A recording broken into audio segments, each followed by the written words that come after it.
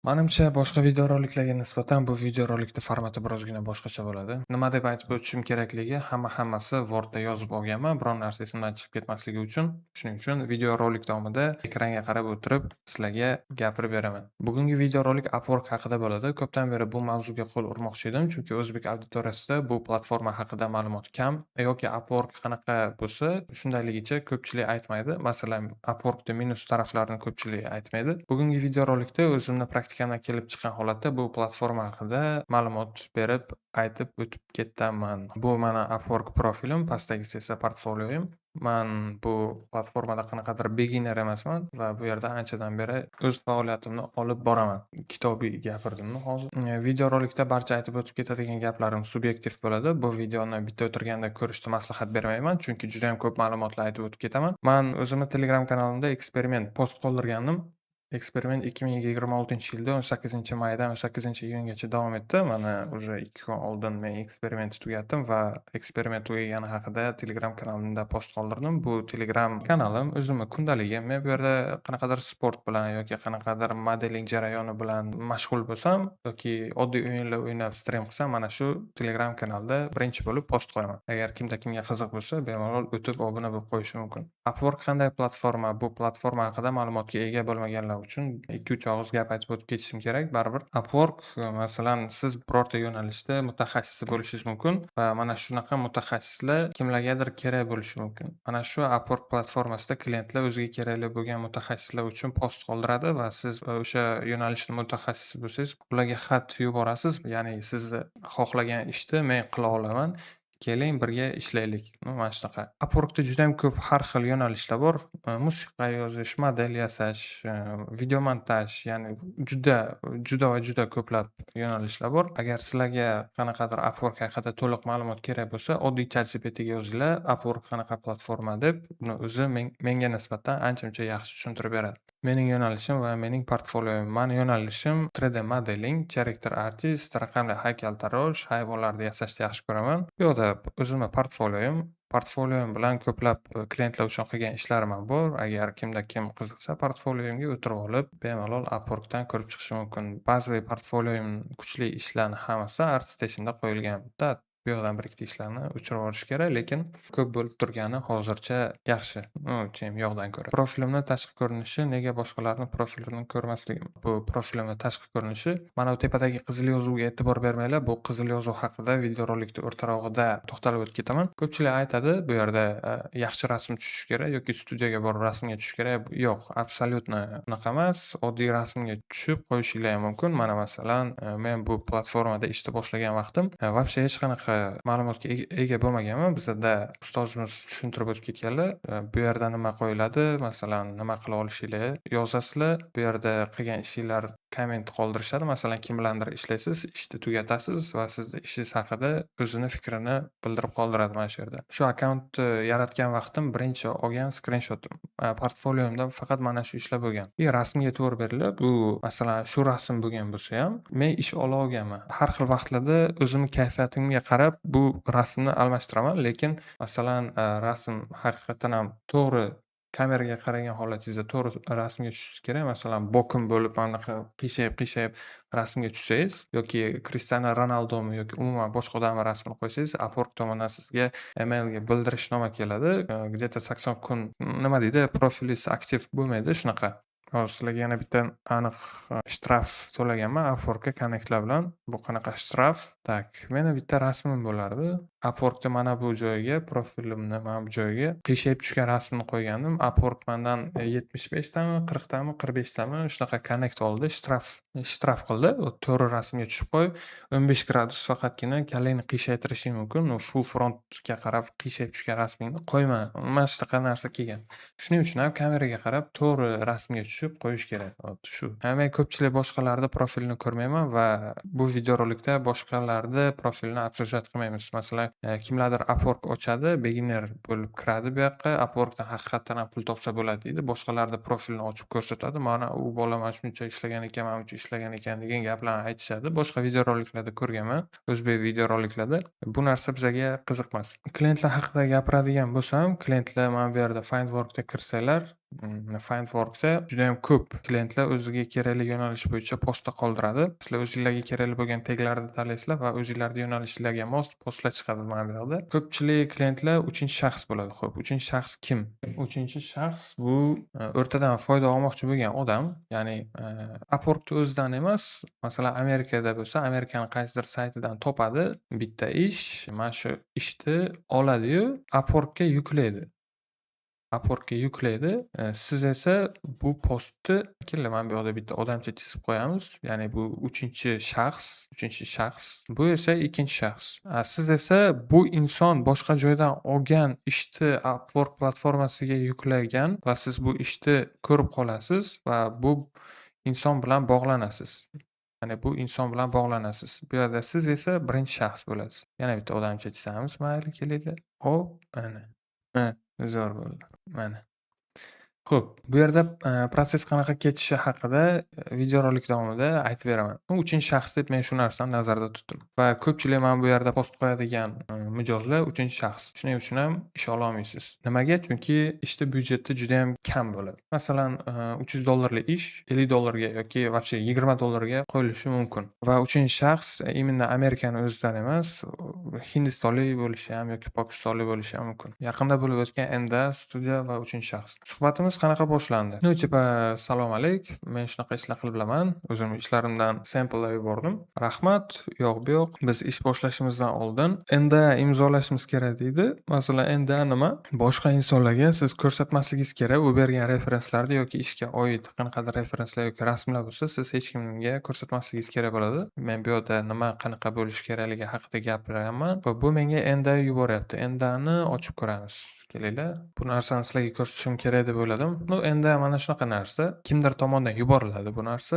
Data yozasiz va imzo qo'yib o'ziga qaytib yuborasiz. Ya'ni men sizni ishingiz haqida ko'pchiligiga ko'rsatmayman va portfolioga qo'ymayman. To reliz bo'lmaguncha o'sha sizni proyektingizni shunaqa narsa oddiy qilib tushuntirsa. Tak. Endi e'tibor beringlar, bu yerda Gabriel Gonzales, Bounce Force Studios. Yodinglarda qolsin, chunki hozir biz qaytamiz bu narsaga. Qanaqadir pul haqida gaplashganimdan keyin, endani qaytib yuborganimdan keyin bu inson meni bloklab qo'ydi. Nimagaki, bu inson men aytgan narx ustiga qanchadir qo'ygan yoki qo'ymagan, bilmadim. Uje Xudo biladi. Masalan, mana hozirgi aytib o'tgan narsamda post boshqa joydan olib kelib Upwork'ga qo'yilgan, men bilan gaplashyapti bu inson, men bilan suhbatni olib boryapti. Model uchun narxlarni aniq gaplashyapti va gaplashib bo'lgandan keyin bu studio model uchun narxlar aytyapti. Bu 3-shaxs. O'rtada qoladigan pul kam bo'lganmi, nima bo'lgan, короче, o'zi biladi. Meni bu prosta hech qanaqa ogohlantirishlarsiz chatimni bloklab qo'ygan.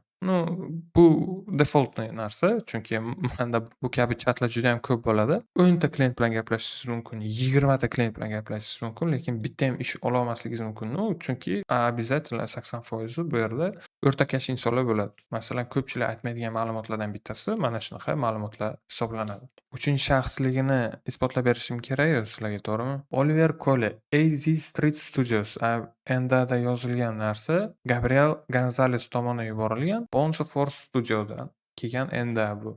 Bu yerda esa ism umuman boshqacha turibdi. Mavzudan uzoqlashib ketmaymiz, chunki men aytadigan bu yerda gaplarim juda ham ko'p. Hozirda o'zida 12 minut bo'lib qolibdi. Bilmadim montajlab qancha bo'ladi. Findwork haqida qisqacha ma'lumot. Telegram bot. Findwork haqida ma'lumot berib o'tib ketaman. Siz o'zingizga kerakli ishni tezda olib klientga yozmoqchi bo'lasiz, lekin aslida buni imkoni yo'q. Nimaga? Chunki bu yerdagi postlar где-то yarim soat yoki 1 soatdan keyin qo'yiladi. Masalan, klient qo'yapti, yarim soat, 1 soatdan keyin bu sizni job post anaqa dashbordingizda ko'rinadi. Agar siz Freelance Plus sotib olsangiz, Freelance Plus nima? Masalan, 1 soatda ko'rinmaydi, 20 daqiqada sizga ko'rinadi post. Hozir menda Freelancer Plus yo'q. Bu narsa haqida ham to'xtalib o'tish kerak, chunki hamma narsa chalkash. Bazaviy freelancer bo'ladi va Freelance Plus sotib olgan freelancer bo'ladi. Bazaviy freelancer bilan aslida boost qilingan akkauntni bir-biridan umuman farqi yo'q. Balki farqi bordir. Men buni sezmaganman, chunki 8 oylab Freelancer Plus sotib olganman akkauntimni boost qilib, lekin bu menga bittayam ish olib kelmagan. Man mana shu videorolikda eksperimentda qanaqadir akkauntimni boost qilib ish olganim yo'q. O'sha uchun ham menda 15% ko'proq boost qilingan akkauntga nisbatan foiz oldi. Plashatkaga kelib profil ochganingizdan keyin siz ba'zi mana shunaqa tarifga ega bo'lasiz. Masalan, oyiga 10 ta dona connect beradi. Bu juda ham kam. UMA bilan limited chegaralangan darajada ChatGPT'dan foydalana olasiz. 5% to'g'ridan-to'g'ri shartnomalar bo'yicha 5% xizmat haqqi. Xo'p, masalan, o'zi Upwork $100 kontrakt yuborsa klient o'shanda 10% ni oladi. Agar sizda mana shunaqa bazaviy membership plan bo'lsa, o'sha ustama yana qo'shiladi. 10% olmaydi-yu, Upwork 15% oladi. Za счет sizda Freelancer Plus bo'lmagani uchun mana bu tarif. Freelancer Plus esa $20 turadi oyiga. Buning ichiga 100 ta connect beradi. Sizlarga mana shu job Findworkda qo'yilgan job postlar 20 daqiqaning ichida keladi. Mana bu yoqda notification keladi va siz notification orqali tipa bularni xayolida birinchilardan bo'lib klientlarga yozasiz. Bu tipa plus versiyani nima deydi, zo'r qilib ko'rsatishda marketing mana shu narsani sotish yo'lida bu. Maxsus profil URL xizmat manzili bunga nima kiradi? Короче, siz boshqa platformadan ish topdingiz va mana shu o'sha platformadagi klient siz bilan ishlashga tayyor, lekin u klient sizni aldab ketmasligi uchun siz uni Upworkka olib kirishingiz kerak. Va mana shu yerda siz o'zingizni shaxsiy ssilkangiz bo'ladi. Mana shu ssilkani unga yuborasiz. U sizni ssilkangiz orqali Upworkka kirib registratsiya qilib chat orqali sizga yozsa, sizda mana bu 10% chegirma yoki 5% 15% chegirma bo'lmaydi. Ya'ni siz 0% ga ishlaysiz. Upworkka o'zingiz klient olib kirsangiz. Shunaqa masalan $100 dan $100 olasiz. Shuni tushuntirib berib bilaman. Mana shunaqa narsa. Always active profil. Profil har doim aktiv bo'ladi. Bu yangi narsa ekan, bilmadim, chunki mening profilim постоянно connectlar orqali aktiv turadi. Private earning settings. Shaxsiy daromad sozlamalari. Короче, yana bu bitta narsa. Kelinglar tushuntirib o'taman. Bu oxirgi bo'lim nimaga javob beradi? Masalan, Freelancer Plus tarifda sotib olsangiz har oyi, masalan, in progressni yashirish mumkin. Menimcha, ya'ni shunaqa settinglari bor. Necha pul topganingizni bu yerdan yashirib qo'yishingiz mumkin. Bilmadim bu nima uchun kerak. Bu juda ham ahmoqona rejim men uchun. Shuning uchun ham men Freelancer Plus sotib olmaganman, chunki buni plus taraflari juda ham kam. Bu arzimaydi bu narsalar sizni sotib olishingizga $20 ga. Freelancer Plus va bazaviy Freelancer tariflari mana shu narsalardan iborat edi. No da, kстати, sizlarga yana 100 ta connect beriladi oyiga, bu yerda 10 ta connect beriladi. 8-bo'lim haqida, Findwork haqida, Telegram degan narsani bekordan-bekor qo'shib ketganim yo'q men bu yerda. Findworkda chiqadigan postlarni 20 minut ichida olishdan ham tezroq usul bor. Bu Telegram bot hisoblanadi. Masalan, aka-ukachilikka bitta tanishim, bitta yaxshi inson menga mana shu botni yasab bergan. Bu bot qanday ishlaydi? Videorolikda ko'rsatib o'tib ketganman. Masalan, men balki shu gaplarni aytayotgan vaqtim bot bilan foydalangan videoroliklarimni chiqarib o'tib ketishim mumkin ekranga. Xo'p, umuman olganda bu bot qanday ishlaydi? O'zimga kerakli bo'lgan taglarni belgilab olganman. Batchni bu yerdan run qilaman va testni bossam, o'sha 1 daqiqa yoki 2 daqiqaning ichida o'zimga kerakli bo'lgan taglar tanlab olingani sababli mana shu taglardan foydalanib skript menga kerakli bo'lgan postlarni tezda chiqarib beradi. Ekran o'chib qoldi, zo'r. Tak. Ekranni qaytib yoqib olishim kerak. Sizlarga ko'rinishi kerak-da. Menda o'xshadi. Ajoyib. Ya'ni plus Freelancer olgandan ko'ra mana shunaqa botga sarmoya kiritsanglar birinchilardan bo'lib post keladi. Masalan, 20 daqiqa bo'lsa Freelancer Plusda sizlarga esa 5 daqiqada yoki 6-7 daqiqada keladi. Bilmadim buni zadержкасini qanaqa qilib to'g'irlash mumkin. Menga bu bot yasab bergan insonni profilini videorolik ostida qoldiraman, balki описаниеda yoki balki kommentariyda, bilmadim. Agar sizlarga shunaqa nima deydi, usluga kerak bo'lsa, bemalol mana shu insonni profiliga yozinglar, balki sizlarga ham pulga tayyorlab berar. Menga bu inson prosta aka-ukachilikka to'g'irlab bergan. Shu sababli rahmat bu odamga. Shuhrat aka, videorolikni ko'rib turgan bo'lsangiz, rahmat aka, joningiz sog' bo'lsin. Menda nechta connectlar borligi. Xo'p, connectlarga to'xtalib o'tib ketamiz. Men sizlarga kelinglar videorolik cho'zilib ketmasdan oldin yana bitta-ikkita narsani aytib o'tib ketaman. Agar siz Upwork haqida to'liq ma'lumotga ega bo'lmasangiz, iltimos boshqa YouTube'dagi videorolikni ko'ringlar. Upwork ofisial qanaqa platforma yoki o'zingizlar kirib ko'ringlar. Bir ikkita nima deydi, savollar tug'ilib kommentariga tushunarsiz gaplar yozishinglardan oldin iltimos Upwork haqida ba'zi bo'lsa ham ma'lumotga ega bo'linglar. Xo'p, konnektlar haqida gapiramiz. Konnektlar nima uchun kerak? Findwork'ga kirasiz, любой bitta postga bosaman, klient qo'ygan post. Masalan, klientga yozishim uchun menga konnekt kerak bo'ladi. Konnekt hozir menda hisobimda 309 ta. Men bu videorolikni yasashimdan oldin 800 ta edi. Hozir 309 ta qolgan. Xo'p, konnektlarni qayerdan olsa bo'ladi? Men sizlarga aytib o'tib ketdim. Bu yerda konnektlarni ikki xil olish usuli bor. Oddiy bazaviy tarifda oyiga 10 ta dona konnekt beriladi.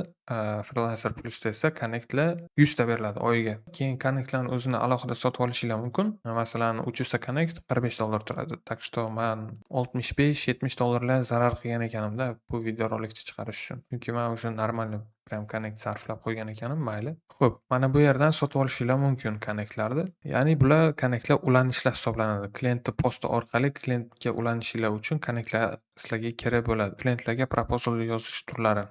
Keyin klientlarga proposal yozish turlari haqida bir ikkita ma'lumotlar berib o'tib ketishim kerak. Nimagaki, ko'pchilik aytadi, klientlarga to'g'ri yozish kerak, to'g'ri yozsang javob beradi. Masalan, yo bro yoki tipa do'stona anaqa qilsang, masalan, salom, men bu ishni qila olaman, iltimos menga bering yoki mana bunaqa narsa yozsa bermaydi deydi. Sizlarga уже ChatGPT chiqdi, oldinlari ChatGPT yo'q edi. Masalan, birorta klientga mana shunaqa yozishinglar mumkin. ChatGPTga yozasizlar, meni nomimdan proposal yozib ber deb, yoki masalan oddiy narsa shunday kirasizlar postga. Masalan, oddiy klientga yozishda yangiroq usuli bor. Любой bitta post ustiga bosasizlar va Shift plus S ni bossanglar, belgilangan maydonni post yozilgan joyda olib olasizlar-yu, screenshot qilib Cloudy'ga tashlaysizlar. Cloudy bu tekin ChatGPT, xo'p ChatGPT har oy sotib olsanglar ham bo'ladi. Cloudy'dan foydalansanglar ham bo'ladi.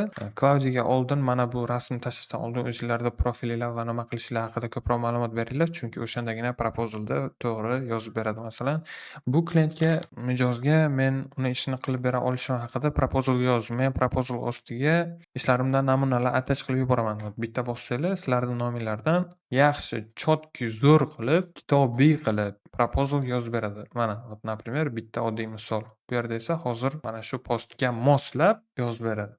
Mana, bu proposalni xuddi odam kabi yoz, iltimos, ChatGPT yozilgani bilinmasin deb yozishinglar mumkin. Yozib beradi har xil variant qilib, o'zingizlarga mosini tanlab, bemalol klientga proposal yuborishinglar mumkin. Agar klient sizlar bilan videorolikda suhbatlashaman desak, bu yerda esa ancha-munchagina qiynalib qolasizlar. Ingliz tilini deb gapirib suhbatni raso qilsanglar, chatni srazu o'chiradi, video chatni va sizlarga ish bermaydi. Так что ingliz tilini ba'zida bo'lsa ham o'rganib qo'yinglar. To'g'ri yoki xato proposal yozish bu ahamiyatsiz. Masalan, mijozga shunchaki ba'zi narsa yozib yuboringlar.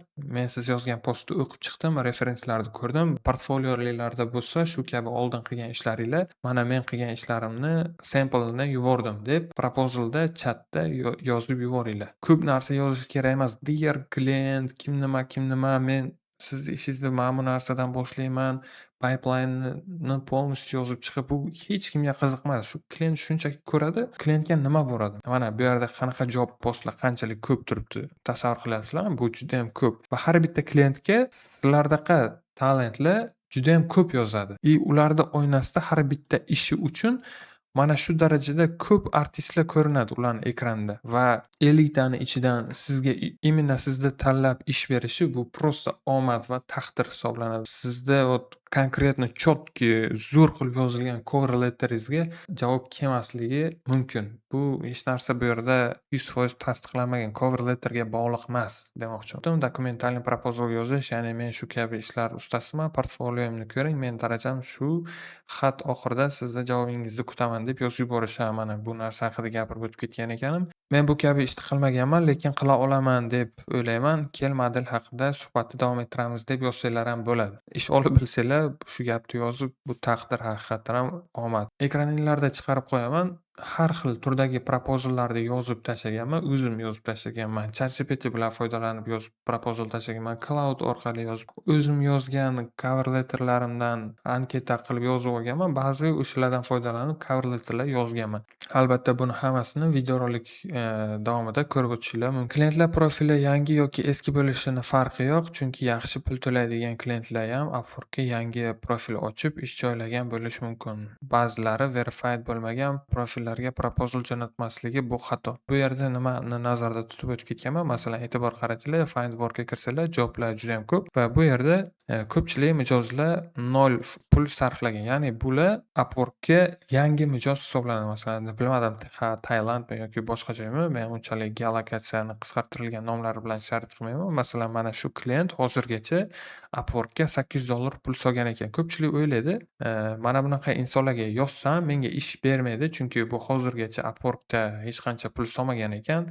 Lekin ishonaveringlar, ko'pincha mana shu holatda mana shunaqa klientlar sizlarga ish beradi. Meni nazarimda, meni variantimda olib qarasa, masalan, men mana shunaqa klientlarga yozaman. Chem $160,000 yoki $300,000 tiqqan klientlarga nisbatan mana shular menga javob berishi va yaxshi narxda ish berishi koeffitsiyenti ko'proq bo'ladi. Ishonaveringlar, amerikanslar ham yaxshi pul to'laydi, chem Indiya yoki Pokiston yoki mana shunaqa joylarga nisbatan yoki SNGga nisbatan. Bu hammasi omad va sporni tema. Masalan, ko'pchilik klientlar shunchaki registratsiya qiladi Upwork'ga, shunchaki post qo'yadi va hech kimni yozgan proposallarni o'qimasdan esidan chiqarib ketadi, qaytib kelmaydi bu platformaga. Ba'zi bir artistlar o'ylaydi, hozirgacha hech kim bilan ishlamagan mijoz bilan ishlash kerak emas, chunki u ko'p pul to'lamaydi deb o'ylaydi, lekin bu aslida katta xato narsa. Chunki Upwork'ga yangi kirgan klient ham kim bilandir ishlayman deb kiradi. Lekin ko'p hollarda ko'pchiligi sizlarga ish bermaydi yoki yozgan proposalinglarga qaramaydi umuman.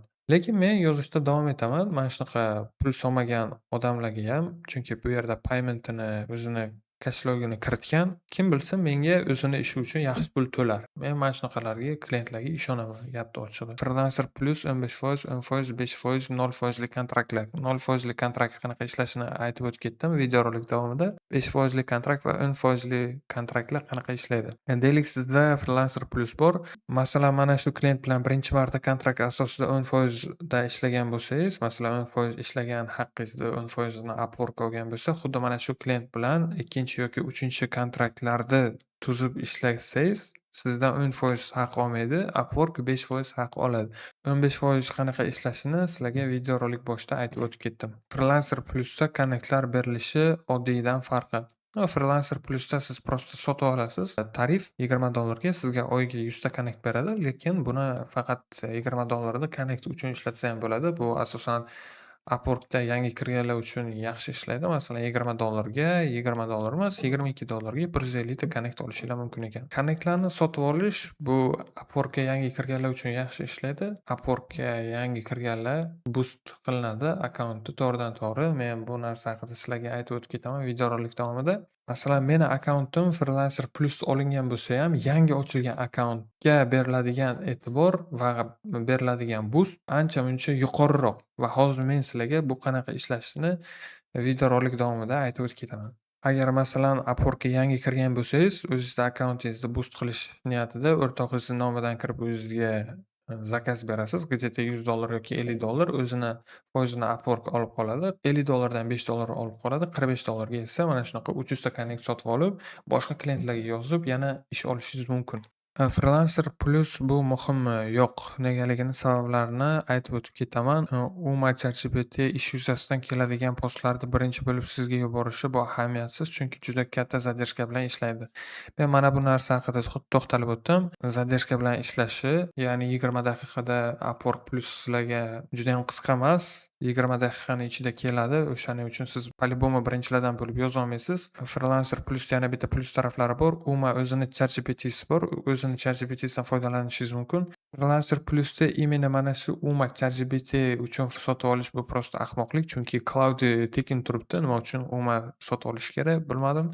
Ish yuzasidan keladigan postlarni birinchi bo'lib sizga yuborishi bu zadержка bilan. Bu narsa haqida sizlarga aytib o'tdim. Freelancer plusda demak plus taraflari juda ham kam ekan. Upwork'dagi yangi profil birinchi ishini arzonga qilishi kerakmi? Ha, Minimal где-то $50. Kelinglar-chi, o'zimni akkauntimdan ko'raylik. Men birinchi ishda necha pulga qilib bergan ekanman. O'zimga ham juda ham qiziq, chunki o'sha vaqtda connectlar juda ham kam edi. Birinchi ishimni men $40 ga qilgan ekanman. Ну, $40 ham unchalik yomon emas. $40 dan kelgan pulni men Freelancer Plus bilan connect sotib olganman. O'zimni birinchi ishim $40 ga olingan ekan. Masalan, sizlarni ishinglar где-то birinchi ishinglar $300 dan ziyod bo'lsa, bu просто omad. Masalan, menda bunaqa bo'lmagan. Akkauntinglar haqiqatan ham omadli ekan. Upworkda ishlash mazami yo'q. Chunki oylik va klientlar har doim stabil bo'lmaydi. Nimagaki, masalan, men modelchiman. Vaqti bo'lgan, men Top Rated Plus nishoni ostida o'z faoliyatimni olib borgan vaqtimda oylab men klientlarga yozganman, birontasi javob bermagan va ishsiz o'tirgan vaqtlarim juda ham ko'p bo'lgan. Mana shu eksperimentni boshlashimdan oldin ham men aytib o'tganman. Eksperimentda nima qiyinchiliklarga duchor kelsam, hammasini aytib o'tib ketaman deb, menimcha shu gapni aytish vaqti keldi. Kelinglar, ko'ramiz. Men nechta odamga yozgan ekanim proposallarni.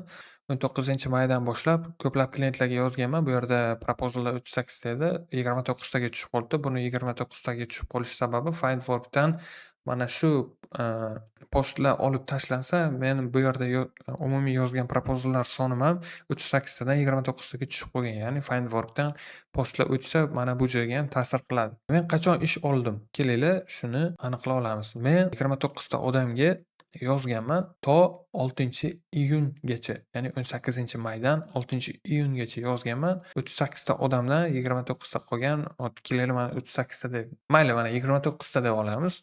29 ta odamdan 7 tasi bilan gaplashganman. 7 tasi bilan gaplashganman va 2 tasidan ish olganman. Men har xil proposallar yozganman. Ba'zilarini boost qilganman, ba'zilarini boost qilmaganman. Boost qanday ishlaydi? Masalan, 8 ta connect qo'ygan bo'lsa, siz 8 ta connectga yana plus 5 ta qo'yasiz. O'shanda 13 ta bo'ladi. 13 ta connect nimaga yuborishim kerak deysiz. Ya'ni siz yozgan gap boshqa yozgan artistlar ro'yxatida oldin teparoqga turishi uchun. Vot. Boost shunaqa ishlaydi, lekin bu har doim ham ish olib ishli bo'lib qolishingizga kafolat beradigan narsa emas. Chunki masalan, e'tibor qaratinglar, bitta, ikkita, uchta, to'rtta, 5 ta, 6 ta, 7 ta inson uchun boost qilgan ekanim proposalimni. Bittasi esa javob qaytargan. U shunaqa ishlaydi. Любой bitta plus, akkauntda aktiv qilingan connect, proposalda boost qilingan connectlar, bu hammasi sizda ishlik bo'lib qolishingizni kafolatlamaydi. Xo'p, men 29 ta odamga yozganman. 7 tasi javob qaytargan. 7 tasi javob qaytargandan keyin 6-iyungacha proposal yozgan bo'lsam, 6-iyundan keyin 7-iyun menga 7-iyun o'rtalarida tungi soat 1-2:00 vaqtlari bitta klient menga yozgandi. O'shandan keyin u bilan 7-iyunda birinchi kontraktimni tuzganman. Undan keyin 8-iyunda mana shu yozgan proposallarimni yana bitta klient kelgan.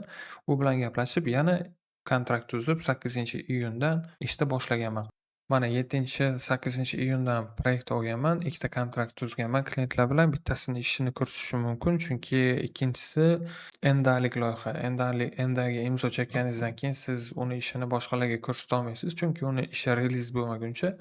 Lekin sizlarga hozir ikkinchi loyihamdan qilgan ishimni ko'rsatishim mumkin. Buni Telegramga ham tashlab qo'yganman. Mana bu robotni yasaganman. Mana bu kontraktga tegishli. Keyin e'tibor qilinglar. Kontrakt tuzgan klientim Upworkdagi birinchi ishi. Vot. 17-bo'limga yana qisqa to'xtalib o'tib ketishim kerak bo'lgan narsa shulardan iborat edi. Masalan, 28 bir oyda 30-31 kun bo'lsa, siz tupa 20 kun vaqtingizni shunchaki proposal yozish bilan o'tkazishingiz ham mumkin. Shuning uchun ham studiyada ishlagan yaxshiroq kimlar uchundir. Ba'zida 2-3 oylab ish ololmasligingiz mumkin, lekin bir oyning ichida $3000-4000 topgan vaqtlaringiz ham bo'lishi mumkin. Masalan, menda shunaqa period bo'lgan. Sporni momentlardan bittasi bu 18-bo'lim. Ishni ko'p yoki kam olish portfolioni kuchliligiga bog'liqmi?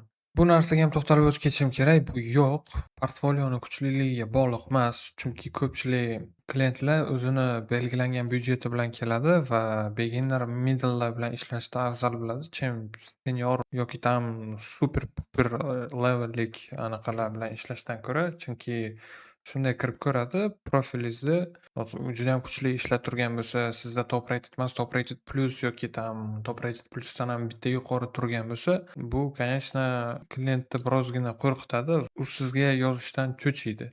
Xo'p, ikkinchi tarafi ham bor. Masalan, siz qilavergan ish har doim ham klientni ishiga mos bo'lavermasligi mumkin. Chunki modeling turli yo'nalishlar uchun kerak bo'ladi. Masalan, siz VFX yoki multfilm personajlarini yasab Upwork'ga qo'ygan bo'lsangiz, lekin klientni 3D printing uchun bo'lgan modelni yasay olsangiz, lekin profilingizda 3D printing uchun qilgan ishlaringiz bo'lmasa, klientdan ish olish намного qiyinroq, ancha-muncha qiyinroq bo'ladi. Masalan, biza o'quv markazida ishlab yurgan, o'qib yurgan o'quv markazida ishlab yurgan o'quv markazida o'qib yurgan vaqtimiz bizga portfolioga mana bunaqa ishlar qo'yish kerakligi aytilgan. Ya'ni bu asl bizda darajamizni ko'rsatarkan, ya'ni bitta ish eng mukammal ish bo'lishi kerak.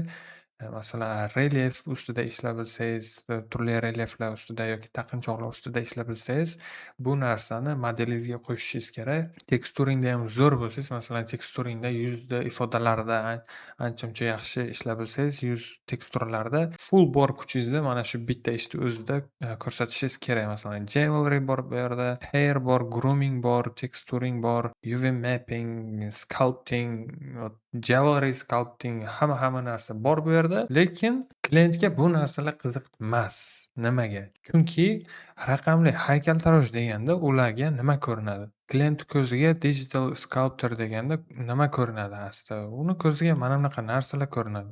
Mana shunaqa ishlar bilan shug'ullanadigan odamlar, artistlar ko'rinadi ularni ko'ziga. Portfoliongizda mana shunaqa klientni ishiga mos ish bo'lmasa, ish olishingiz ancha-muncha qiyinroq bo'ladi. O'zimda shu narsa bo'lgan. Masalan, klientga relyef kerak bo'lgan, men relyef qilgan ishlarim portfoliomda bo'lmagan, klientga ko'rsatolmaganman. Shuning uchun klient menga ish bermagan. Meni portfoliomda stylist characterlar bo'lmagan, klientga ko'rsata olmaganman, klient menga ish bermagan. Meni portfoliomda animatsiya bo'lmagan, animatsiya bo'lmaganligi uchun men klientdan ish ololmaganman.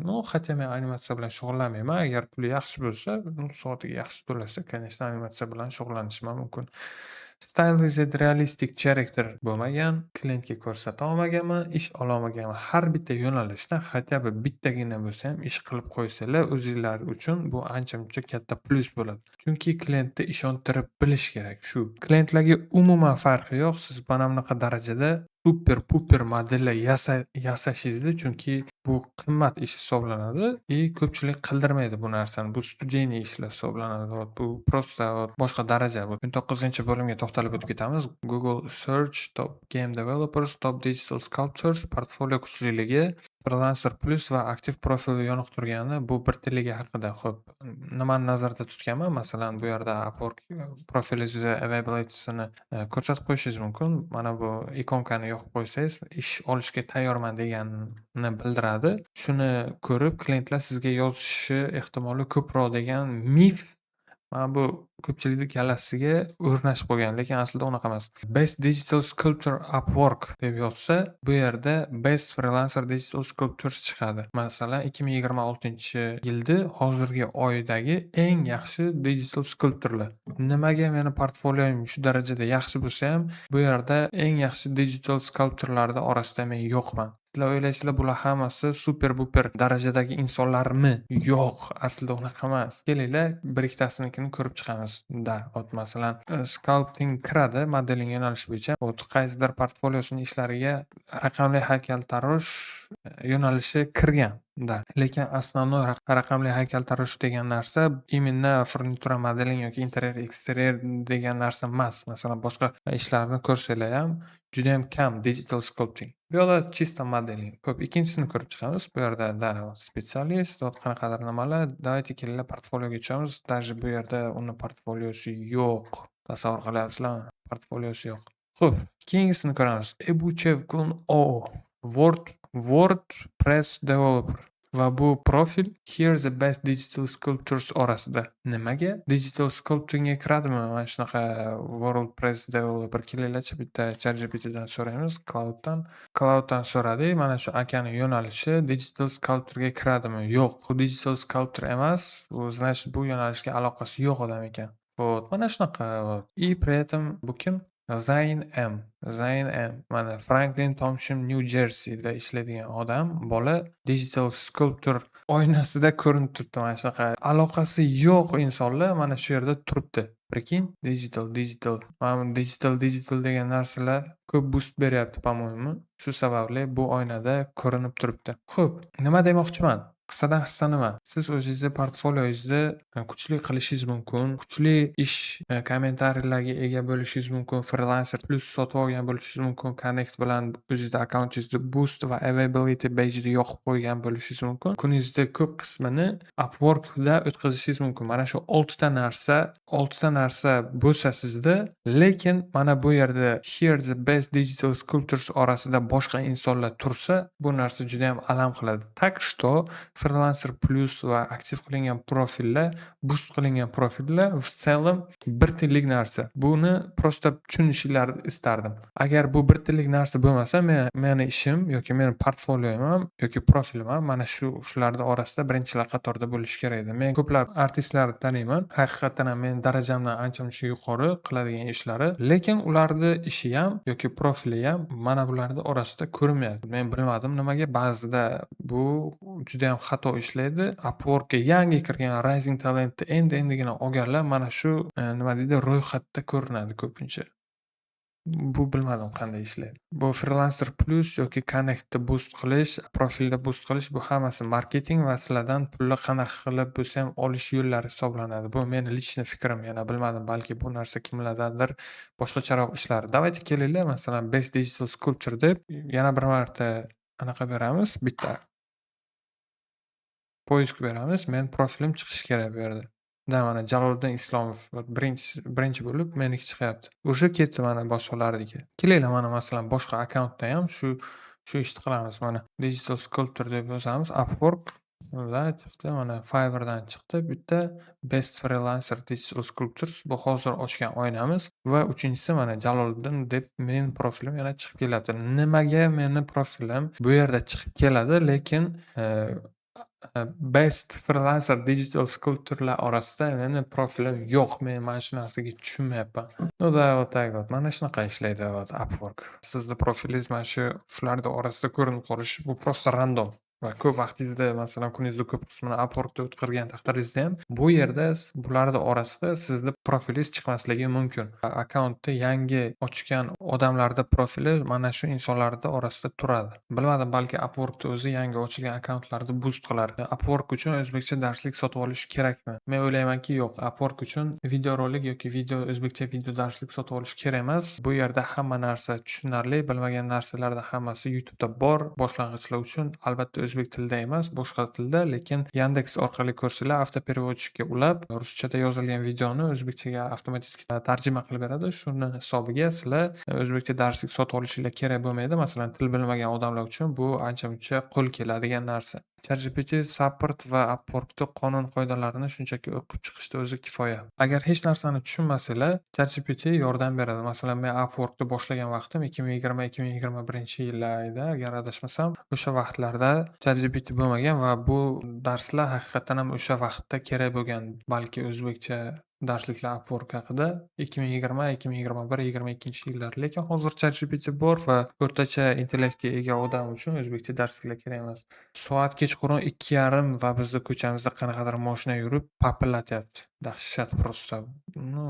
Ba'zida o'ylayman, odamlar такой ебанутый вообще. Keyingi qismga o'tamiz. Upwork uchun darsliklarni kim sotadi, kim sotib oladi bilmayman, bilishni ham istamayman. Til bilib ish bilmaganlar uchun bu platformadan ish olish har doim 50/50 bo'lgan. Oldin tekstlarda xatolarni to'g'rilab pul topsa bo'lar edi. Hozir ChatGPT bor va ko'pchilik klientlar to'g'ridan-to'g'ri prямой video chat orqali gaplashishni istaydi ish berishdan oldin. Masalan, bir xillar bor, til bilib o'rtakashlik qilib boshqalarga ish olib beraman, o'rtadan turib foyda olaman deb o'ylashadi va mana shu kabi ishlarni qilishadi. Agar eplay olsanglar, молодец, qilaveringlar. Shu joyda yana bitta narsani aytib o'tib ketishim kerak. Haqiqiy klient va o'rtakash Upwork'ga ish yuklashi, o'rtakash bo'lib siz boshqa artistlarga ish olib berishingiz, ishni qilib bergan artistga qancha pul qolishi haqida va hokazo. Kelinglar, mana shu narsaga ozgina yana to'xtalib o'tib ketamiz. Просто dahshat o'tdi. Video ancha-muncha cho'zilib ketdi. Demak, siz uchinchi shaxs kimligini tushundingiz, to'g'rimi? Uchinchi shaxsni kelinglar, masalan, qora bilan chizamiz va o'rtada mana bunaqa pozada 3 shaxs yoki boshqacharoq chizamiz. Yotgan holatida. Tak, oyog'ini mana bunaqasiga qo'yib turibdi va qo'lini bunaqasigada. O zo'r. Mana bu 3-shaxs deb olamiz. 3-p deb qo'yaylik masalan. Third person bo'ladi-da. Bu birinchi shaxs. Siz esa ikkinchi shaxssiz. Yo'q. Bu yerda 4 ta shaxs bo'ladi. Nimaga? Ikkinchi person. Yana bu yerda bitta insonni chizamiz. Bu til berib ish olib beradigan inson. Bu 4-shaxs bo'ladi. Mana uzun yo'l chizib olaylik bu yerda. Uzun yo'l chizib olaylik. Ya'ni bu pulli ketish yo'li. Bu narsani men hozir sizlarga tushuntirib beraman. Ana endi haqiqiy dahshat boshlandi. Asl ish mana shu insonga va asl byudjet mana shu insonda bo'ladi. Xo'p, buni ishini 3-shaxs ko'rib qoladi va Upworkda post qo'yadi. Upworkda qo'yilgan postni 4-shaxs ko'rib qoladi. Xo'p, 4-shaxsni kim deb olamiz? Masalan, Upworkda ish olib, boshqa artistlarga ish berib, o'rtadan foyda oladigan odam. O'zi Upworkda o'zida ko'pchiligi 80% 3-shaxs. Hech qachon studiya yoki tashqi outsource yoki tashqi outsource'da ishlaydigan menejerlar yoki indie game mana bunaqa odamlar hech qachon Upworkga ish qo'ymaydi. Chunki ArtStation'dan chiqadi yoki boshqa joydan chiqadi. Shunaqa. Xo'p, mana bu odam bu 3-shaxs qo'ygan ishni ko'radi, bu bilan bog'lanadi.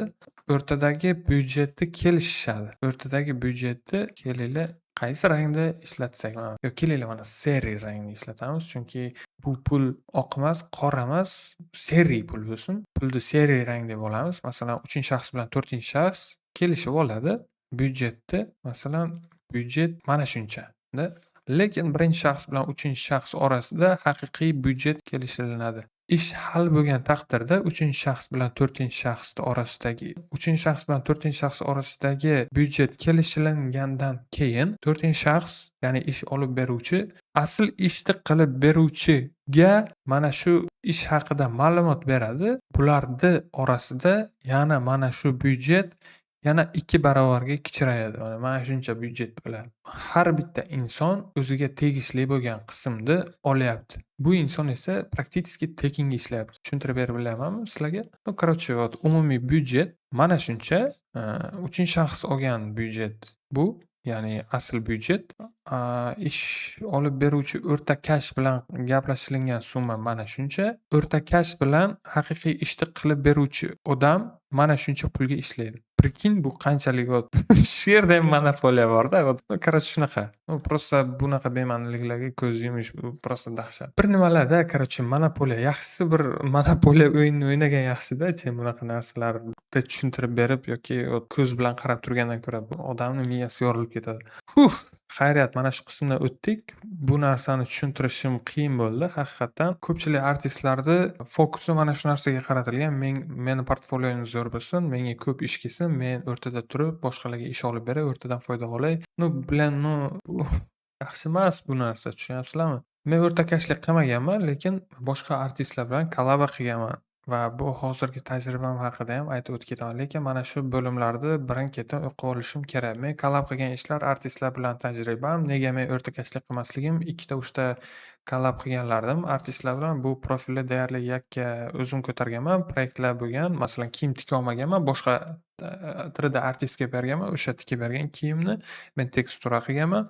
Masalan, rig qila olmaganman personajlarni. Masalan, advanced yoki middle darajadagi riglar bu men uchun emas. Chunki men rigger emasman. Shuning uchun ham riggerga berganman. Keyin yana bitta protsess bor. Men juda ham yomon ko'radigan protsess retopo qilish protsessi hisoblanadi. Low poly qila olmaganman. Sculpt qilgan modellarimni boshqa artistlarga berganman. Ko'p bo'lgan. Men bu narsalarni umuman yashirmayman. Chunki yo'nalishim modeling. Modeling bo'lgani bilan yo'nalishim kiyimni zo'r tika olmayman. Shu sababli boshqa insonlarga beraman. Eng ko'pi boshqa artistlar bilan qilgan kollab ishlarimni umumiy byudjeti $500-600 tashkil etadi. Bu nima deganim? Mana shu profilimda umumiy yig'ilgan summa yaqinda $40,000 bo'ladi. $30,000 ishdan maksimum kollabo qilgan ishlarim boshqa artistlar bilan $500-600 tashkil etadi. $500-600 ya'ni $1,000 ham emas. Men g'alaba qilgan ishlarimdan bittasi va eng ajoyibi mana shu ish bo'lgan. Bilmadim, bir kun kelib kiyim simulyatsiyalari ustida ishlashni o'rgansam, mana shu proyektni ochib, mana shu proyekt ustida ishlab tajriba qilaman. Ну, в общем, ko'p ishlarni soloda qilganman. Men buni aytib o'tishim kerak. Ya'ni men ish olib boshqalarga berib, o'rtadan foyda oladigan inson emasman. Stylish characterlar yasolmaganman. Bu narsalar haqida hozir to'xtalib o'tib ketaman. Stylish charakterlarni yasash man uchun har doimgidek qiyinchilik hisoblanadi. Masalan, stylish charakterlarni hozir yasash uchun ko'plab sun'iy intellektlar mavjud. Sun'iy intellektlardan foydalanib, meshni chiqarib olib, keyin meshni ustida ishlash mumkin, lekin afsuski oldinlari bunaqa emasdi va qo'lda yasashga to'g'ri kelardi. Masalan, bu personajni va mana bu personajni, ko'plab boshqa personajlarni toki mana shu sun'iy intellekt Tripo Hyunwei 3D, keyin yana Mesh 3D mana shunaqa narsalar chiqqanigacha hamma narsani qo'lda yasash to'g'ri kelgan. Ну, в общем, Tripo yoki boshqa xil sun'iy intellektlar ham personajlarni oxirigacha yasab berolmaydi, shunchaki bazaviy ko'rinishini yasab berib biladi. Stilizowana yo'nalish bo'yicha mani eng nozik tarafim mana shu bazaviy ko'rinishda yasash bo'lgan shu vaqtgacha. Hozir esa sun'iy intellektdan foydalanish mumkin. Qanday qilib low poly qilolmaysan deyishinglar mumkin. Ha, men mana shunaqa low poly qilishga va stylized charakterlar yasashga qiynalaman. Stylized charakter yasaganlarimdan bittasi mana bu personaj bo'lgan. Buni ham o'ziga yarasha qiyinchiliklari bor, lekin bu asosiy yo'nalishim bu emas. Agar puli yaxshi bo'lsa, men ishlayveraman. Umuman farqi yo'q menga. Soqqasini berishsa bo'ldi. Lekin baribir ham bu yo'nalish men uchun qiyin hisoblanadi. Bu mani eng nozik taraflarimdan biri. Men bu narsani yashirmayman va men mana shu yo'nalishlar ustida hech qachon ishlamayman. Chunki asosiy yo'nalishim stylize qilish yoki optimizatsiya, modellarni optimizatsiya qilish emas. Masalan, любой yo'nalishda ham mukammallik mavjud emas. Mukammallik bu yo'q narsa. Chunki mukammallik mavjud bo'lgan taqdirda ham ikkita mukammal bir-biri bilan to'qnashsa, bu bir-biriga zid narsa bo'ladi. Asl go'zallik bu nomukammallikda degan gaplar bor. Bu kabi latta kesmas bachkana gaplarga unchalik to'xtalib o'tirmaymiz. Xo'p, 24-qismga yetib keldik. Portfolioga qilmagan ishlarni ham qo'yib, ish olishga harakat qilmanglar. Hammani vijdoni o'zi, tavsiya bermayman bu ishlarni qilishni. Boshqa odam qilgan ishini portfolioga qo'yish yoki klientga ko'rsatib ish olish bu yaxshi narsa emas. Men bitta vaziyatga duch kelganman. Biz o'rtoqlarimiz bilan mana shu Upworkda birinchilardan bo'lib ish olishga qiziqqanmiz va chiqqan postga yozib, hammamiz bitta postga yozib, ish olishga harakat qilib ko'rib, eksperiment qilgan vaqtlarimiz ham bo'lgan. И o'sha bolalarga men aytganman, то что iltimos, mana shu ishni qilib bilsanglar ham boshqa artistlarni ishini yuborib ish olishga harakat qilmanglar va o'sha klientga boshqa artist qilgan ishni yuborishdi va mana shu boshqa artist qilgan ishni klientga yuborgani bu judayam katta minusga o'ynagan. Chunki o'sha ishni haqiqiy qilgan artist ham o'sha klientga men sening ishingni qilib beraman deb o'zi qilgan ishni yuborgan. Keyin klient ularga yozgan, menga boshqa artist sen yuborgan ishni qilganman deb yuboryapti. Menga fayllarni ko'rsatishga tayyor. Agar sen haqiqatan ham shu ishni qilgan bo'lsang, menga mana shu ish qilgan ishingni fayllarini yubor deb ulardan so'rashgan. Ular esa fayllarni ko'rsata olmagan. Mana bunaqa vaziyatlar ham bo'lgan. Men o'zim asosiy portfoliomni, qo'shimcha qilgan ishlarimni boshqa tanish artistlarga, ya'ni tanish ko'rishlarga foydalanishga beraman. Agar ular darajasiga уверенный bo'lsa, masalan, aka, mana shunaqa qilgan ishingiz bormi?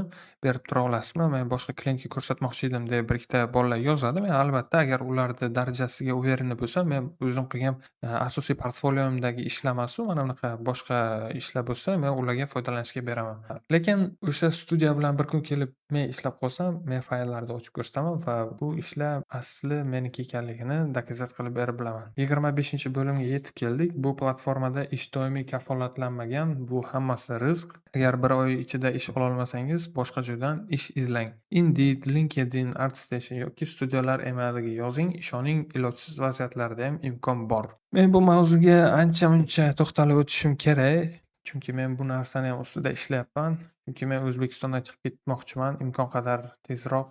Men hozirgacha 300 tadan ortiq insonlarga va studiyalarga yozganman. Balki bilmadim, sizlarga qiziq bo'lsa bu narsa, men alohida videorolik qilib chiqarishim mumkin to ish topgunimga qadar. Va bu alohida boshqa tema. Rising Talent Top Rated yoki Top Rated Plus bu har doim yordam bermaydi. Gapni Top Rated Plusni ololmaganim uchun aytmayapman. Ho'p, asosiy to'xtalib o'tib ketishimiz kerak bo'lgan narsalardan bittasi shu hisoblanadi. Hozirda menda top rated nishoni bor. Top rated nishoni umuman olganda mendan yaqin kelajakda olib tashlanmasi kerak, chunki oyiga $1000 topsangiz yoki $1500 topsangiz, oyiga sizga ham top rated plyus berishadi va bu nishon sizlarga 1 yil davomida turadi. Umuman olganda bu kabi nishonlar befoyda narsa. Bu meni profilim. Birinchi ochgan vaqtim mana Upworkda dizayni ham boshqacha bo'lgan.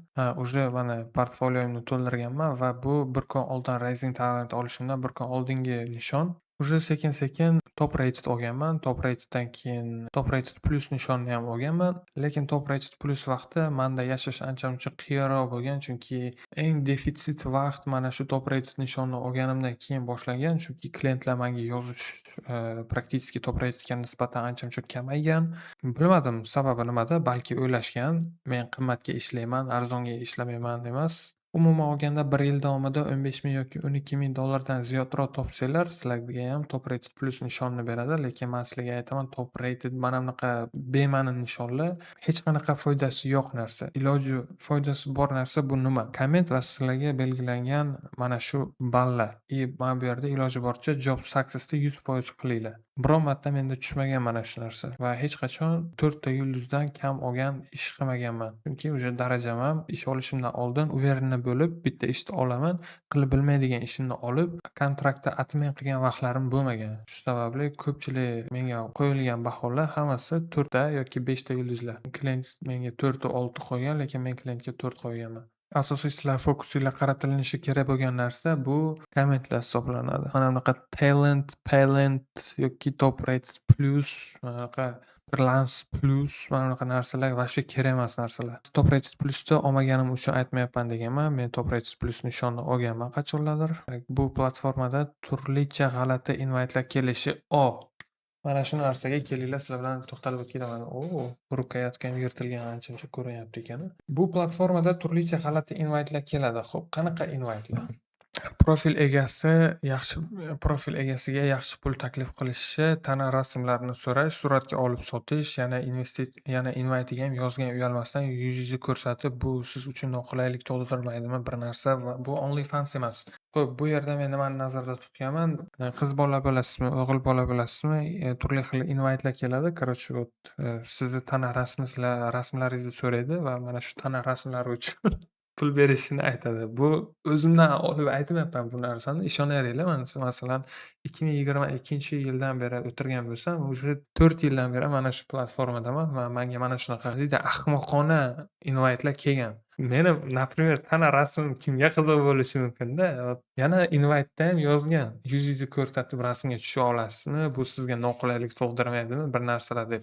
Ahmoqona invite'lar ham keladi sizlarga. Bu platforma OnlyFans emas, bu Upwork platformasi. Iloji boricha emas, o'zinglarni yo'nalishinglar bo'yicha ish qilinglar. Undan tashqari boshqa chet ellik tushunarsiz kompaniya yoki shaxslar uchun josuslik qilish invite'lar keladi. Klinikalarga borish, doktorlar bilan suhbat qilish, oddiy savol-javob videolar so'ralishi.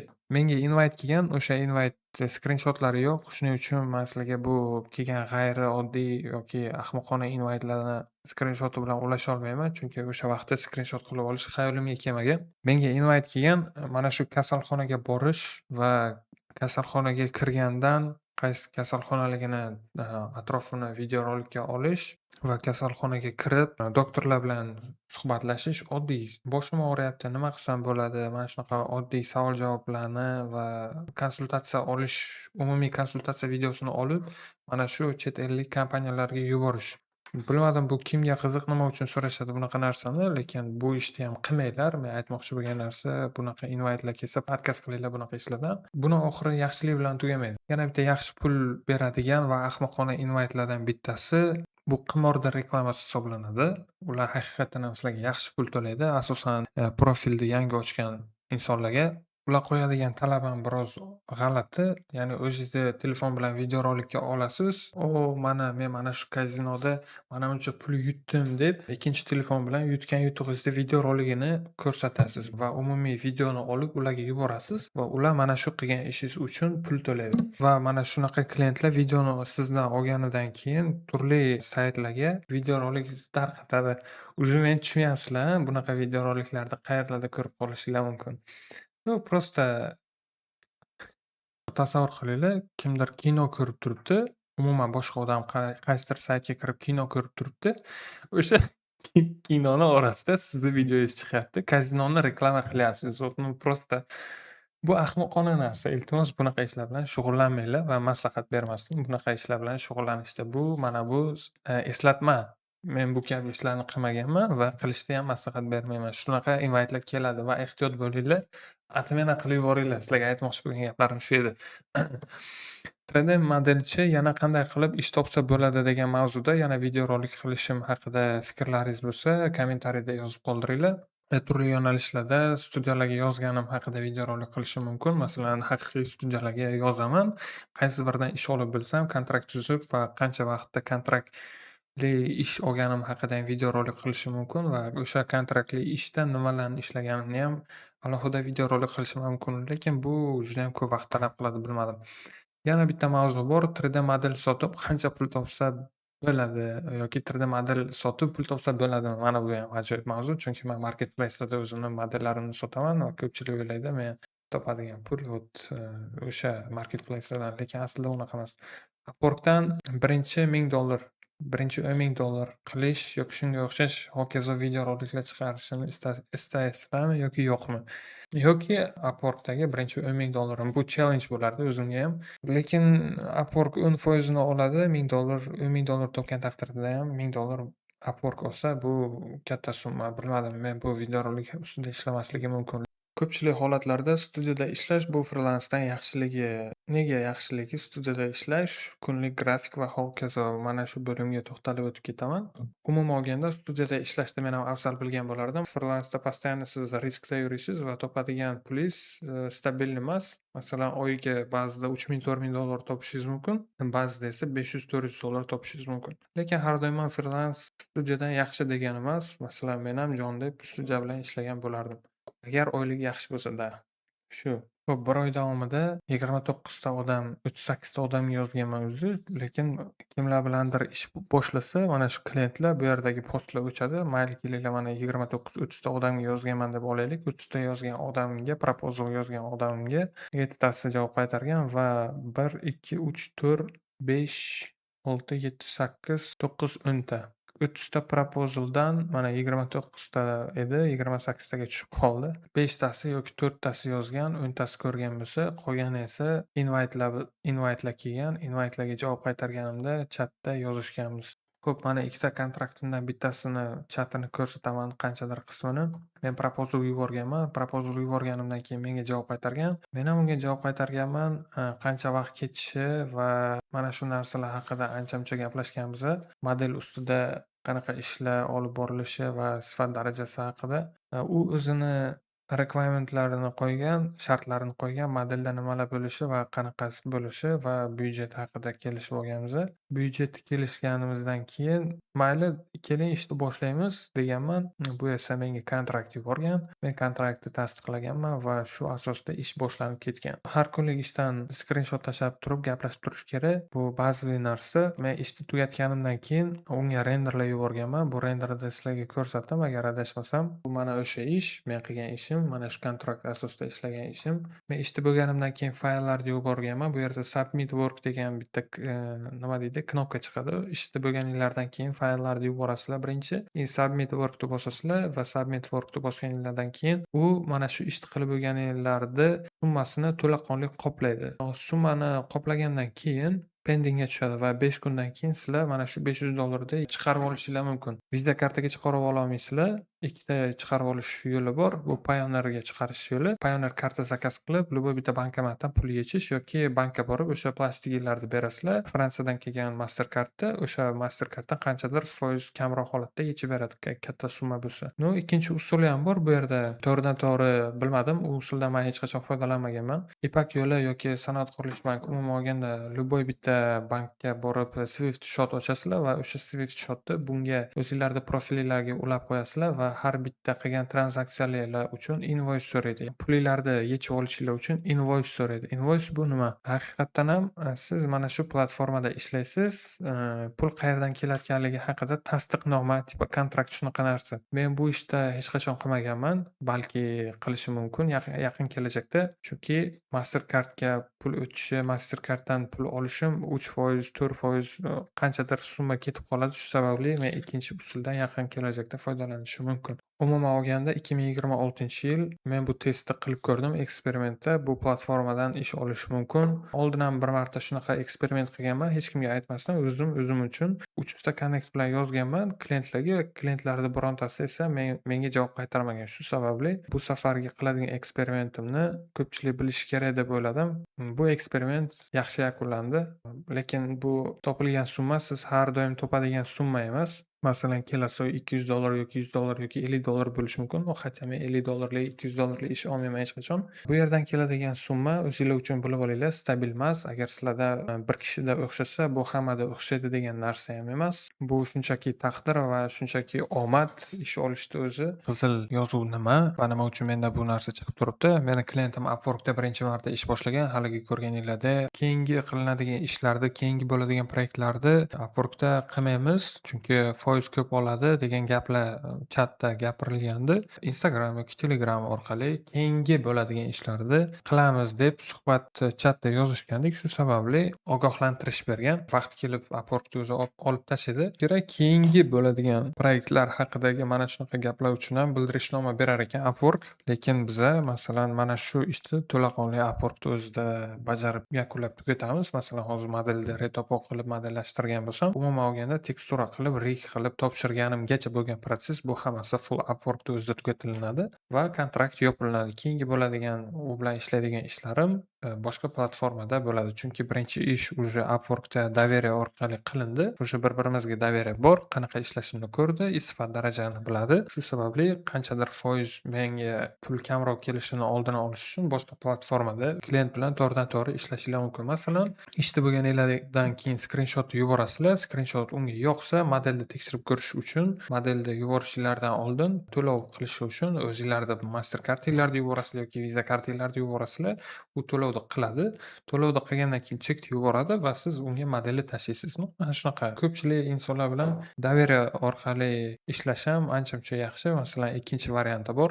Siz ko'plab ishni qilaverasiz, riski ancha-muncha yuqoriroq. Sizga ishonaman, pulni keyinchalik berishingizga ham ishonaman deb mana bunaqa доверие qilib, full modelni bitirib, oylab ishlab, oyni oxirida pul olaman deb xayol qilmanglar, chunki menda bo'lgan bir marta bir hafta ishlaganman, modelni olgandan keyin pul bermay ketgan. Mana bunaqa taraflari ham bo'ladi. Sohani o'zi shunaqa. Ko'plab studiyalar ham yoki boshqa ish beruvchilar ham nimaiki qilsa sizni tekinga ishlatish anaqasida yuradi ko'pchilik. Bu narsani ham aytib o'tib qo'yishim kerak. Ну, в целом mana bu tepadagi yozuv yaqin kelajakdagi bo'ladigan modellar yuzasidagi suhbatdan berilgan ogohlantirish. Bu просто Upworkda jinniligi. Chunki biz mana shu bo'lib o'tayotgan kontrakt asosidagi model ustidan boshqa platformaga o'tib ishlash haqida gapirmaganmiz. Upworkda Supportga yozib yubordim. Hozirgi kontrakt asosida gapirmayotganimni tushundi.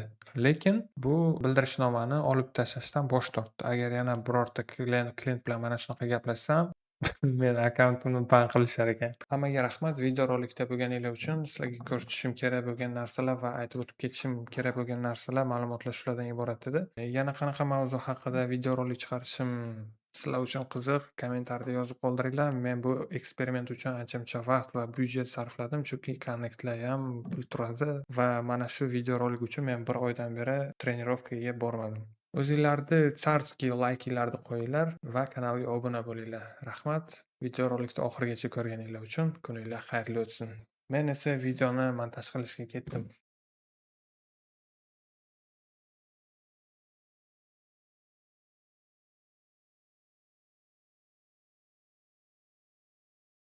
Ketdi. Birinchi kunni boshlaymiz. Так, bot ishlayapti. Вроде hozir test qilib ko'ramiz. Ketdi, qaytib start va test tugmachalarini bosib ko'ramiz. Test deb yozamiz, start deb yozamiz. Ishlayapti, zo'r. Endi test deb yozamiz. Xo'p, ketdi. Nimaga? Balki request yangilashim kerakdir. Endi supporting alien voice, ovoz, 3D creature reconstruct unity copy vision. Xo'p, mana bu narsa variant bo'lishi mumkin, lekin Lochatronga o'xshabdi. $25,000 deb qo'yilgan. Bu ham $25 Serbiya uchun bilmadim. Serbiya qayerda o'zi? Ну, хотя ellikka 25,000 $. Ara ilovasi ishlab chiqish va butun smartfon kamerasi. Уже bu yerda haqiqatan ham ChatGPT kerak, chunki men bu narsani o'qib chiqaman deganimcha ertalab bo'lib ketadi. Так что тем более bittagina ish qo'yilgan ekan, klient haqida anaqa yo'q, ma'lumot yo'q. Shuning uchun kelinglar, просто hammasini olamiz bu yerda turganlarni. Sizlar ham shunaqa qilishinglar mumkin. Eslicha vaqt tejash uchun Upworkda qo'yilgan post qisqa qilib ayt. Уже bu sizlar uchun o'qib chiqadi va tez orada javob beradi. Так что hozircha keyingi anaqani ko'rib turaylik. Mayli, ochib ko'ramiz buni ham. Voy. Xo'p, oldingi ishda ko'ramiz. Bu Upwork postning qisqa ma'nosi animatsiyalari plus-minus, короче, rig, pig hammasi ichiga kiradi. No, AR va mobile o'yin uchun men sizlarga aytaman, realistichniy modellar yasab bo'lmaydi. Nimagaki poligonlar kam bo'lib ko'ringani hisobiga baribir model realistik bo'lmaydi. Realistik hayvonlarni mobile va game o'yinlarda ko'rmaysizlar. No, PK game o'yinlarida nazarda tuting. PlayStation va PK kompyuterini настольный o'yinlar uchun 50 hattoki даже realistichniy hayvon yasash realizm faqat VFX va kinolarda bo'ladi, lekin bu narsani klientlar tushunmaydi. Kim bilsin, balki bu tretий litsoda turgan odamdir. Bunga modelchi kerak, rigger kerak, optimizatsiya qilish kerak, modelni teksturer kerak, game developer kerak, game developer ishlashi kerak, tayyor modelni olib import qilish kerak. Короче, ko'p narsa qilish kerak, lekin baribir ham yozib ko'rgan bo'lardim. Men modelchiman, ishingni qilib berib bilaman, yo'q bu deb. Xo'p, mana уже birinchi proposalimiz deyarli tayyor. Kelinglar, bugungi kunni хотя бы bekorga o'tkazmaylik. Kim bilsin, no, Serbiyadan вряд ли просто ish kelishi men sizlarga aytgan bo'lardim. Invite'larda qaranglar, уже hech kim даже proposal yozmagan bu insonga. Nimaga? Chunki birinchi ish, hattoki paymenti yo'q. Shunchaki telefon raqami bilan registratsiya qilib default akkaunt ochilgan. Mayli, давайте просто yozib ko'ramiz. Kim bilsin, ish kelishi ham mumkin. Bugungi videorolikdan maqsad ish olish o'zi. Portfolio yuboramiz. Hayvonlar, chunki hayvon so'ragan. Scoop. Oho, mana bitta connect $3mi? $3 havoga ketgan, $3 уже plus-minus $10 ketgan. No, men umuman mayli pastda tursa ham menga umuman farqi yo'q. Ya'ni bu yerda nima bo'lyapti? Hozir sizlarga aytaman. 8 ta connect ustiga plus 30 bitta qo'yib yuborgan. Ya'ni 39 ta connect ketadi bu yerdan. Shunaqa, короче, sizni nomingiz mana shu birinchi o'rinda turishini istasangiz, siz o'zingiz yana ustiga boost qilib yuqoriroqqa chiqarishingiz mumkin. Короче, shunaqa gap. И o'shanda klient shunday kiradi-yu, ro'yxatdan kim birinchida turgan bo'lsa, именно o'shanikini o'qiydi. Agar o'zini ishiga haqiqatan ham yaxshi artist qidirayotgan klient bo'lsa, u реально pastroqqa tushib o'qiydi. Давайте просто 0 qilamiz. 0 qilsanglar ham bo'ladi. Agar boost qilmoqchi bo'lsanglar, 32 yoki 33 ta connect ustiga qo'yib, set bitda bosasizlar, bu yerda birinchi o'rin yoki ikkinchi, uchinchi o'ringa chiqarib qo'yadi. Tak, set bit, yes, I understand, go, ketdi. Mana уже bizada birinchi anaqa bor, proposal. Aytgancha men shu yaqinda proposallar yozishni boshladim, shu yaqindan. Mana уже 2 hafta oldin, 3 hafta oldin 2-3 ta odamga yozganman va videorolikda men qilishim kerak deb o'yladim. Shu sababli mana bugundan уже boshlayapman yozishni. Bularga e'tibor bermaymiz, faqatgina mana shundan boshlab hisoblab boramiz. Qani, nechta proposal yozdim? Videorolikda o'zim ham qaytib ko'rib hisoblab o'tib ketaman. Proposal yozganda imkon qadar birinchi o'ringa turishga ham harakat qilamiz, lekin birinchi o'ringa turishimiz uchun biz постоянно bot yoniq turishi kerak va svejiy anaqalarga yozishimiz kerak. Postlarga birinchi o'rinda turishimiz uchun. Meshni tozalash kerak ekan.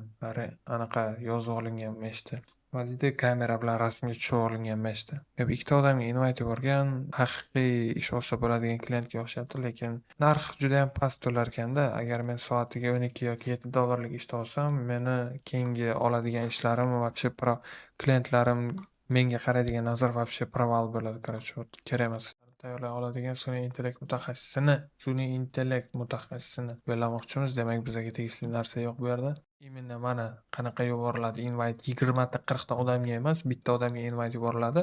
O'sha odam ishni qabul qilsa, уже javob beradi. Yoki siz ham yozishingiz mumkin mana bunaqa qilib. Lekin bilasizlarmi, Saudiya Arabiya oxirgi vaqt juda ham kam pul to'layapti. Masalan, studiya bo'lib ishlagan vaqtlarimizda ham konkretniy simulyatsiya qilinadigan suv effektini kopeyka pul to'lagandi. Shu uchun Saudiya Arabiya bilan ishlash niyatim yo'q. $50 kam. Masalan, 2-3 kun ishlaysiz, $50 bersa, to yana unga anaqa beradi, tuzatishlar to'g'ri kelmaydi. Mana men ishlaydigan taglar mana shu hozir 7 ta. Testni bosib qo'yaman. Agar ish bo'lsa yana menga yuboradi. Tak что men ketdim. Hozircha yangi ishlar kelgancha men AFK bo'lib turaman. Borib ovqatlanaman, o'zim ishlarim bilan mashg'ul bo'laman. Hozircha sizlar uchun men har kun tungi soat 3 gacha o'tirishim mumkin. Xo'p, yangi ishlarni ko'rib chiqamiz. Mana bu yoqda AI cheriktirlarda prop environment qilish bu narsa bir narsalar deb yozilgan ekan. Afsuski bu yerda faqat Amerika belgilab qo'yilgan. Amerikanslar bilan ishlarkan. Lekin navrat o'sha amerikanslar 200 yoki $400-900 ga ishlaydi, bilmadim. 1 soat oldin qo'yilgan. Eng arzonga ishlaydigan odamlar qidiryapti. G'ilof modellari, ya'ni nima deydi, pul soladigan qapchiqmi, mana shunaqa narsa kerak so'rayapti. 7 ta odam уже 5 tasiga javob bergan. Короче, kerak emas. Next. Ekranni ko'rsatganimda g'alati ko'rinayotgan ekan. Tak, demak, sizlarga ko'rinishi uchun har doim men mana bunaqa qilib qo'yishim kerak ekan. Men ko'rib o'qigan narsalar dahshat. No, просто hozir meni ekranim streamerskiyga qo'yilganda.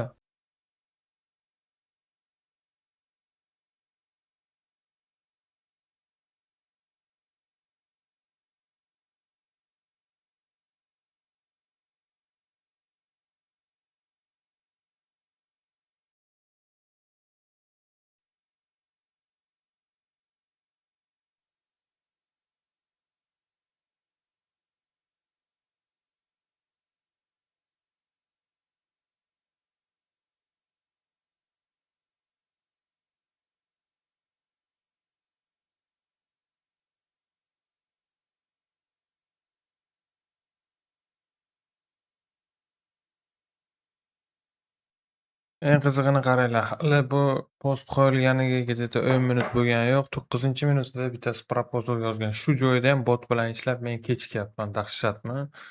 A? Birinchi bo'lib bitta turamiz. 28 ta qo'y deyaptimi? Bir nimalar deyapti. 28 ta qo'ymaymanmi men connect?